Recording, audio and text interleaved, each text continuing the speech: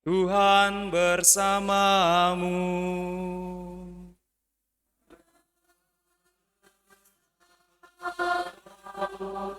Inilah Injil suci menurut Yohanes.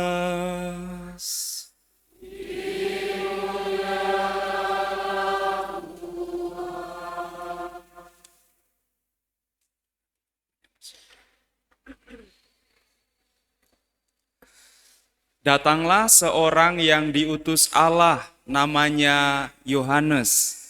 Ia datang sebagai saksi untuk bersaksi tentang cahaya itu, supaya melalui dia semua orang menjadi percaya. Yohanes sendiri bukan cahaya itu, tetapi dia harus bersaksi tentang cahaya itu. Inilah kesaksian Yohanes ketika orang Yahudi dari Yerusalem mengutus kepadanya beberapa imam dan orang-orang Lewi untuk menanyai dia, "Siapakah engkau?" Yohanes mengaku dan tidak berdusta, katanya, "Aku bukan Mesias." Lalu mereka bertanya kepadanya, "Kalau begitu siapa? Apakah engkau Elia?" Yohanes menjawab, "Bukan." "Engkaukah nabi yang akan datang?" Ia pun menjawab, "Bukan." Karena itu kata mereka kepadanya, "Siapakah engkau?" Sebab kami harus memberi jawaban kepada mereka yang mengutus kami. "Apakah katamu tentang dirimu sendiri?" Jawab Yohanes, "Akulah suara orang yang berseru-seru di padang gurun, luruskanlah jalan Tuhan, seperti yang telah dikatakan Nabi Yesaya." Di antara orang-orang yang diutus itu ada beberapa orang Farisi.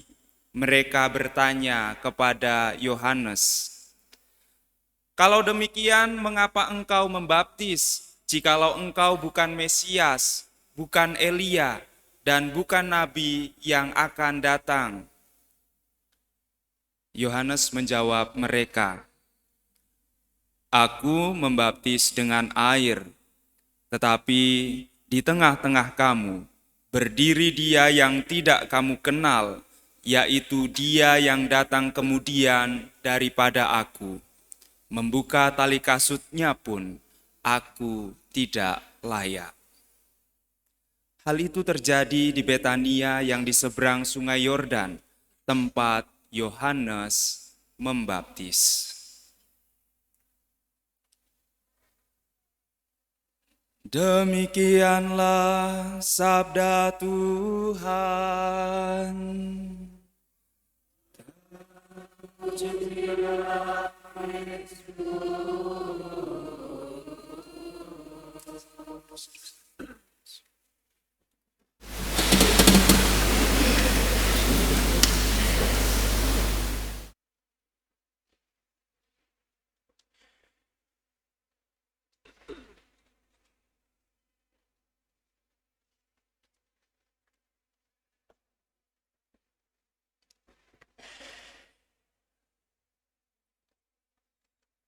Saudara-saudari yang terkasih, umat Allah yang dikasihi Tuhan, Gaudete.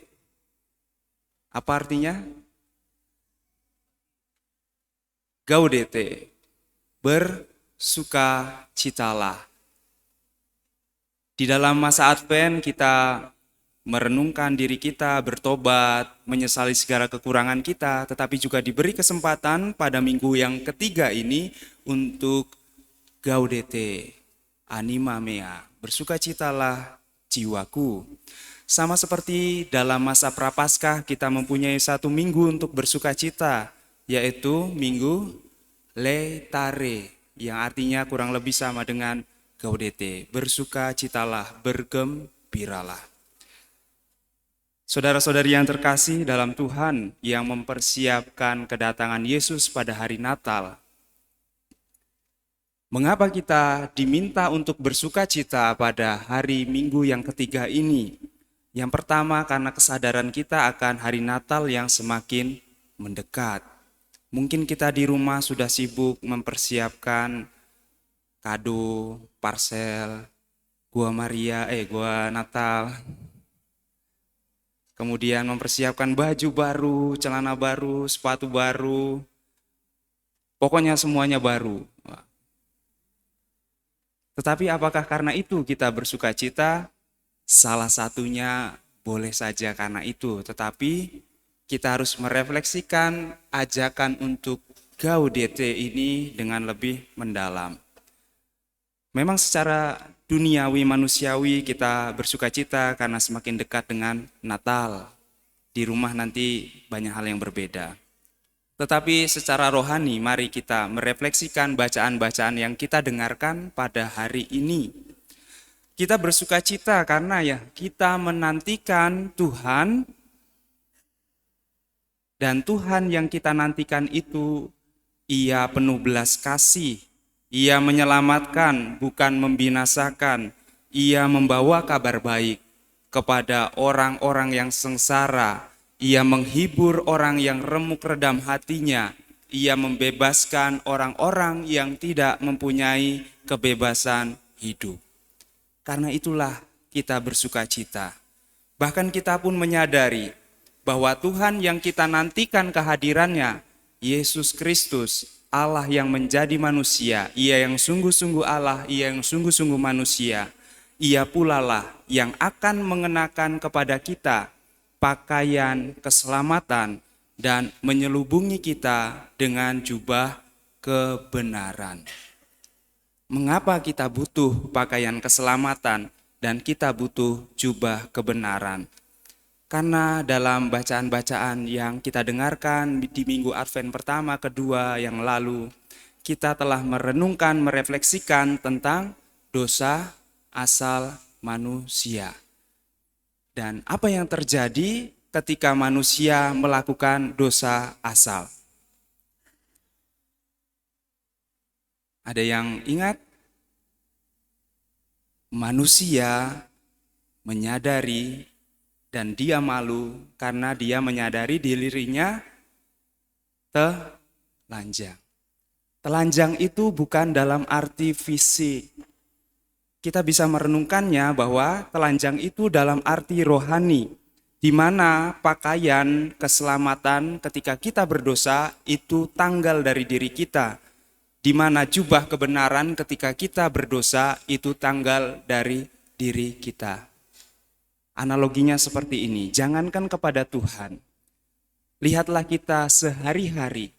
Ketika kita berbuat salah, ketika kita berdosa, ketika kita mempunyai hal negatif kepada orang tua, kepada sesama, kepada teman, apa yang terjadi pada diri kita? Meskipun kita pakai baju bagus, celana bagus, sepatu bagus, tetapi ketika melihat orang yang kita sakiti, apa yang terjadi? Kita memilih jalan yang lain.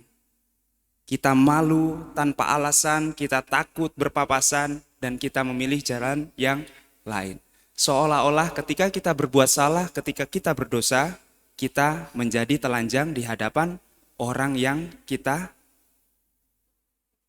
dosai atau salahi atau kita memiliki kekurangan. Begitupun juga peristiwa kita dengan Allah. Ketika kita berdosa, kita merasa telanjang karena kita merasa tidak layak. Maka inilah yang harus kita refleksikan, harus kita ubah selama masa Advent ini. Kita memang bersuka cita karena Allah itu maha baik. Tetapi dalam sukacita itu kita tetap harus sadar karena tidak sembarangan orang dapat menyambut Tuhan yang demikian. Atau tidak sembarangan orang berani berhadapan dengan Tuhan. Orang tidak berani, malu, takut karena apa? Karena dia punya salah, karena dia punya dosa, karena dia tidak melakukan apa yang Allah kehendaki. Maka itulah yang diajak bersukacita sambil kita merubah hal-hal tersebut. Hanya mereka yang tekun mempersiapkan diri dan membuka diri pada sabda Tuhan, serta melakukan dan melaksanakannya dalam tindakan, yang akan berani, akan bersukacita saat menyadari Tuhan semakin dekat. Dari bacaan-bacaan yang kita dengarkan, apa saja yang perlu kita rubah, apa saja yang perlu kita refleksikan, apa yang perlu kita hayati dan kita lakukan. Yang pertama, Yohanes menuliskan, kita sudah mendengar, luruskanlah jalan bagi Tuhan. Maka pertanyaan untuk kita, apakah hati, pikiran, perkataan, dan tindakanku sudah lurus seturut kehendak Tuhan? Kalau ditanya lurus itu, lihatlah salib itu. Salib itu lurus ke atas, ke bawah, dan lurus ke kiri serta ke kanan, atau vertikal dan horizontal. Maka lihatlah juga apakah relasiku sudah lurus dengan Tuhan, dengan sesama, dan yang di tengah ialah diri kita sendiri. Jika belum, bertobatlah, menyesal dan berbalik arah, menjadi lurus kembali. Lalu yang kedua, kita dengarkan dari surat Paulus kepada jemaat di Tesalonika. Ketika kita bersukacita menantikan kehadiran Tuhan, kita diajak untuk berdoalah. Maka pertanyaannya, bagaimana dialog kita dengan Tuhan dalam doa pribadi maupun doa dalam lingkungan maupun dalam sakramen-sakramen. Besok selama seminggu, Senin sampai Kamis, ada penerimaan sakramen pengakuan dosa atau rekonsiliasi atau tobat. Di situ menjadi sarana, tanda dan sarana keselamatan Allah untuk kita. Lalu yang kedua, bersyukurlah. Sadarilah sekecil atau sesimpel apapun rahmat Tuhan yang sudah kita terima. Yang ketiga, dengarkanlah roh Allah yang bersemayam di hati nurani kita. Hati nurani adalah sanggar di mana Allah bersemayam. Lalu selanjutnya yang keempat, dengarkanlah nubuat-nubuat, atau kita pahami dengarkanlah sabda Tuhan dalam kitab suci. Yang kelima, ujilah segala sesuatu. Dalam setiap saat kita harus melakukan discernment, pertimbangan dalam hati. Ujilah segala sesuatu. Yang keenam, jauhkanlah diri dari yang jahat. Kejahatan adalah ketiadaan kebaikan. Maka di saat kita bisa melakukan yang baik, tetapi kita tidak melakukannya, itu juga sebuah kejahatan. Lalu yang terakhir, peganglah dan lakukanlah yang baik. Apa itu kebaikan? Ada 4 hal yang perlu kita pertimbangkan tentang kebaikan. Kebaikan itu dikatakan baik jika hal itu baik karena ada sesuatu, ada hal yang dalam dirinya jahat. Mencuri, membunuh, membenci, tidak usah kita pertimbangkan, itu adalah hal yang tidak baik. Yang kedua, motivasi dan tujuannya baik. Yang ketiga, caranya baik. Dan yang keempat, akibatnya baik.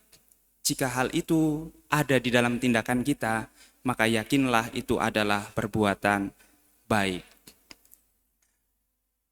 Maka saudara-saudari yang terkasih dalam Tuhan, dengan hal-hal yang tadi, dengan demikian roh, jiwa, dan tubuh kita akan terpelihara sempurna, tak bercacat pada kedatangan Tuhan. Mungkinkah? Mungkin, karena Allah yang memanggil, Ia juga yang berandil, dan Allah yang menuntut, Ia juga yang akan menuntun. Maka dengan begitu kita bisa berkata, Roh Tuhan ada padaku juga, dan aku pun dipanggil untuk melakukan pekerjaan yang sudah Tuhan lakukan. Sebagai penutup, supaya kita ingat apa yang perlu kita lakukan. Tahu lagu Bapa Kami, nada Aloysius Gonzaga? Semoga tahu ya. Jadi apa yang sudah saya katakan tadi, untuk mengingatnya begini. Luruskanlah jalan bagi Tuhan, berdoalah dan bersyukurlah.